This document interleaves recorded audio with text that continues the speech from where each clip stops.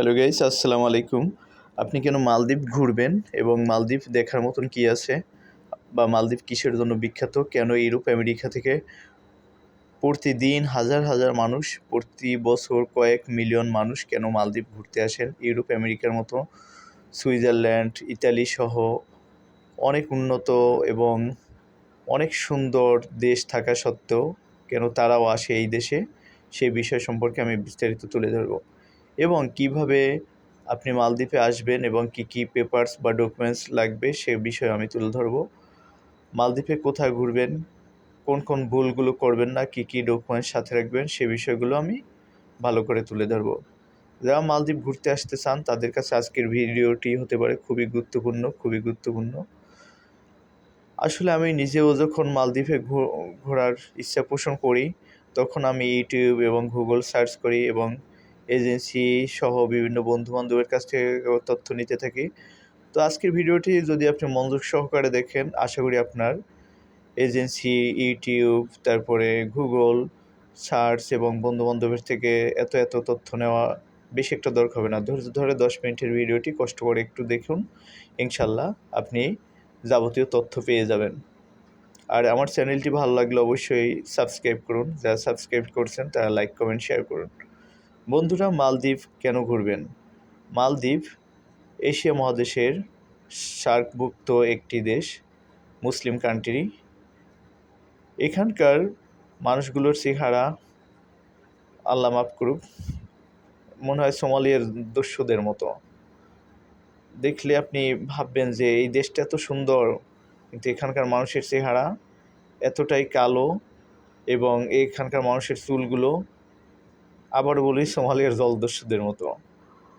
যাই হোক, আল্লাহ মাফ করুক, চেহারা নিয়ে এরকম বলা ঠিক না, কিন্তু আপনাদের জানার জন্য বলছি। মালদ্বীপ কেন ঘুরবেন?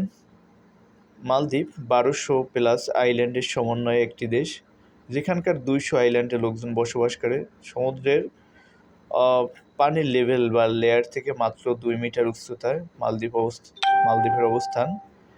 মালদ্বীপ অদূর ভবিষ্যতে ডুবে যেতে পারে, এজন্য মালদ্বীপ গভর্নমেন্ট বিভিন্ন রকম আর্টিফিশিয়াল দ্বীপ, পাথর এবং বালু সমন্বয়ে গঠন করার চেষ্টা করছে এবং মালদ্বীপ সরকার, মালদ্বীপের জনগণ আফ্রিকার বিভিন্ন জায়গায় জমি বা ল্যান্ড প্রপার্টিস বরাদ্দ দিচ্ছে বা কিনছেন। যাই হোক, মালদ্বীপ একটি মুসলিম কান্ট্রি, এখানে শতভাগ হালাল ফুড পাবেন এবং নিরাপত্তা খুব ভালো। মালদ্বীপ অন অ্যারাইভাল ভিসা প্রদান করে। মালদ্বীপ আসার পূর্বে আপনার যে কাজটি করতে হবে, আপনি যদি ব্যবসায়ী হয়ে থাকেন তাহলে অবশ্যই ব্যাংক স্টেটমেন্ট এবং bank solvency, trade licence with translate copy, visiting card, confirm hotel booking এবং রিটার্ন টিকিট। মনে রাখবেন, রিটার্ন টিকিট এবং কনফার্ম হোটেল বুকিং। আবারও বলি, কনফার্ম করতে হবে হোটেল বুকিং। এখানে কোনো রকম কনফার্ম ছাড়া আসার চেষ্টা করবেন না।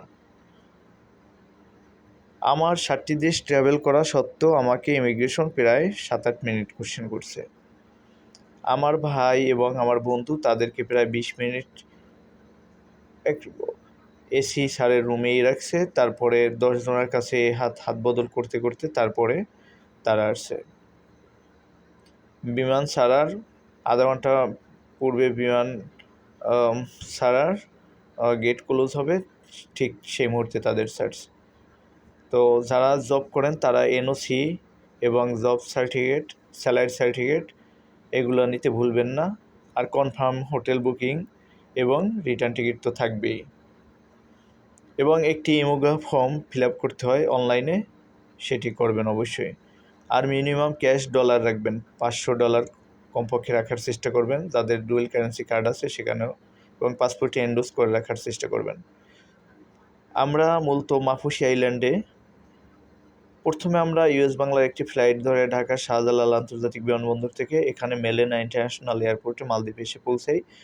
তার সামনেই আসলে সিম ফ্রি দেওয়া হয় ফরেনারদের জন্য, আমরা সেটা মিস করি তাড়াহুড়ো করে।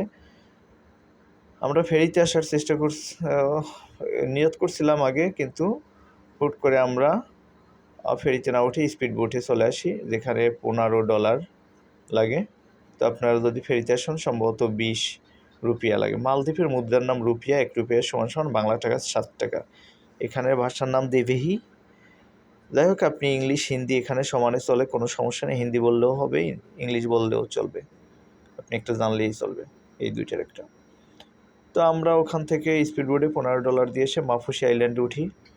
ওখান থেকে আবার আমি একটা ভিডিওতে দেখছিলাম যে মাফুসি আইল্যান্ড পায়ে হেঁটে ঘোরা সম্ভব, আসলে জানতাম না। টুকটুকিওয়ালাদের জিজ্ঞেস করলাম, ওরা ভালো কোনো সাড়া দিল না।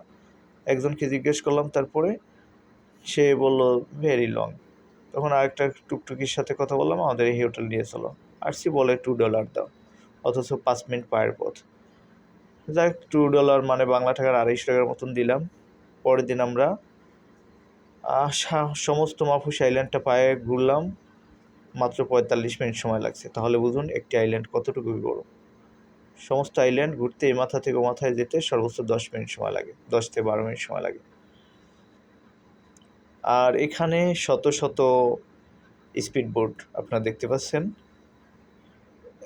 দেখা যায় অনেকে বয়ফ্রেন্ড গার্লফ্রেন্ড বা স্বামী স্ত্রী বা পরিবার নিয়েও একটা বোট রিজার্ভ করে সমুদ্রের বিভিন্ন জায়গায় ভ্রমণে যান।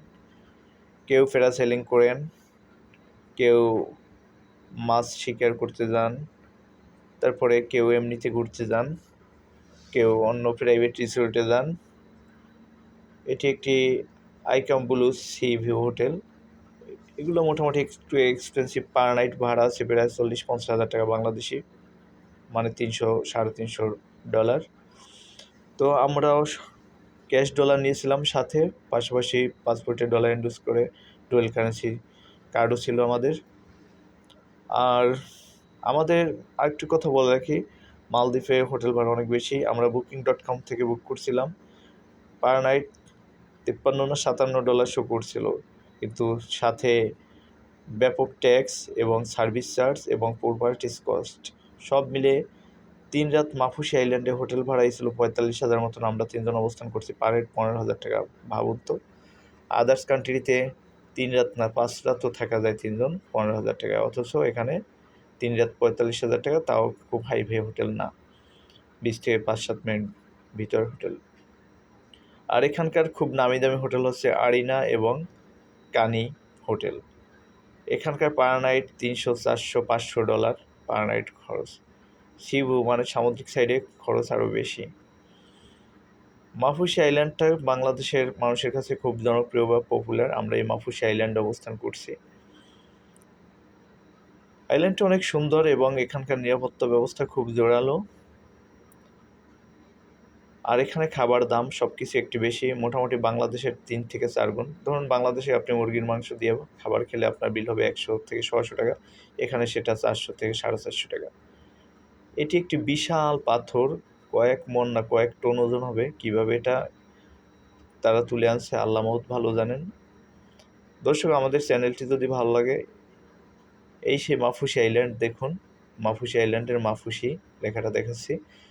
প্রিয় দর্শক, আমাদের চ্যানেলটি লাইক করুন, কমেন্ট করুন, শেয়ার করুন, এবং যদি আপনি সাবস্ক্রাইব না করে থাকেন তাহলে সাবস্ক্রাইব করুন।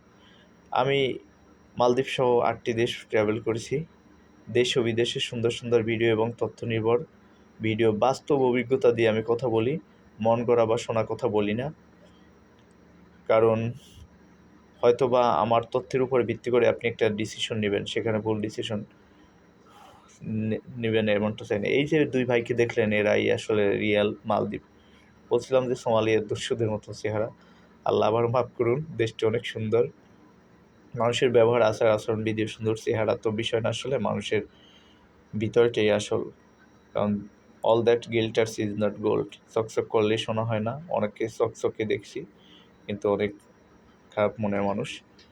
এই হচ্ছে মাফুসি আইল্যান্ডের মেইন জেটি বা জাহাজঘাট, যেখানে প্রাইভেট ফেরি বা স্পিড বোটগুলো এসে প্রাথমিকভাবে অবস্থান করে। আমরা আগামী সপ্তাহে আপনাদেরকে মালয়েশিয়ার মালাক্কা এবং কোলাস 20 আওয়ার সম্পর্কে দেখানোর চেষ্টা করব বিস্তারিত। এই যে বলছিলাম যে প্রাইভেটলি অনেকে এক একটা বোট নিয়ে যায়, এই এরা হয়তো বা স্বামী স্ত্রী হবেন, কারণ বয়স যা মনে হয় না যে গার্লফ্রেন্ড বয়ফ্রেন্ড। তারপরে ইউরোপ আমেরিকা এগুলো, এখানে এত সুন্দর সুন্দর ভিউ পাবেন যে কারণে ইউরোপ আমেরিকা থেকে লোক আসতে বাধ্য। প্রতিদিন আমি যতদূর শুনছি মাফুসি আইল্যান্ডে শুধু মাফুসি আইল্যান্ডে ১৬০০+ মানুষ আসেন, অনলি একটা দ্বীপে এরকম ১২০০